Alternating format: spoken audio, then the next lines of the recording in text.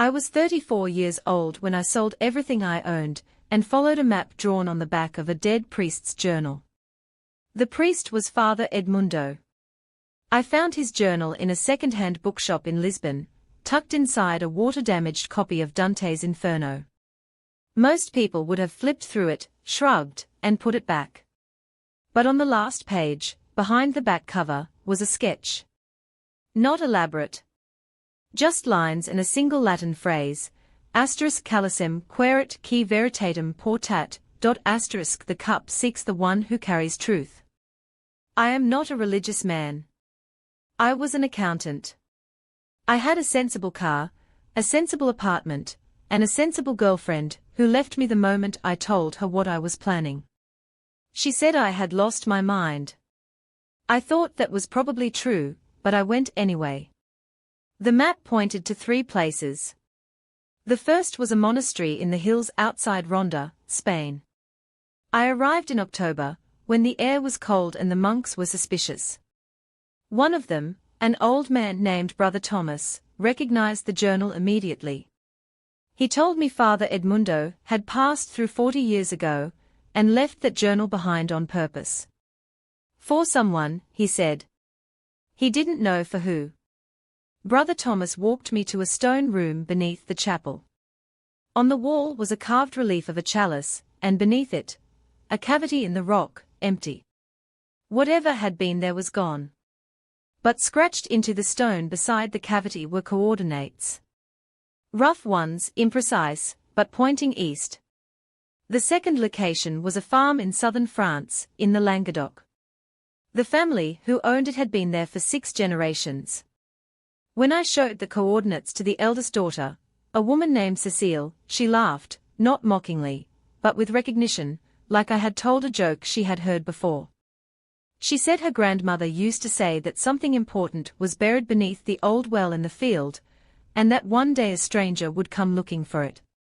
Her grandmother had been called foolish for saying it. We dug for 2 days. What we found was a clay urn sealed with wax.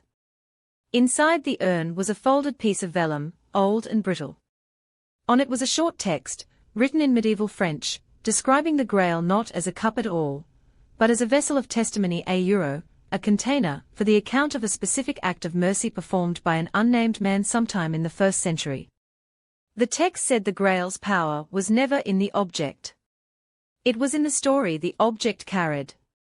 The vellum also had a 3rd location. I flew to Jerusalem. The 3rd location was an unremarkable storage room in the basement of a church in the Christian quarter. The caretaker there, an Armenian man named Ara, had been waiting for someone to ask about the lower room for years. He said his predecessor had told him someone would come. He led me down without a word of explanation, as if it were routine. The room was small and smelled of old stone. On a wooden shelf, wrapped in a cloth that had been wrapped so many times it had become its own kind of shell, was a cup. Simple. Dark ceramic. Worn at the rim. I picked it up. Nothing happened. No light, no vision, no voice. It was just a cup. Old, plain, and completely silent. I stood there for a long time. Then I put it back. Ara asked me if I had found what I was looking for. I told him I didn't know.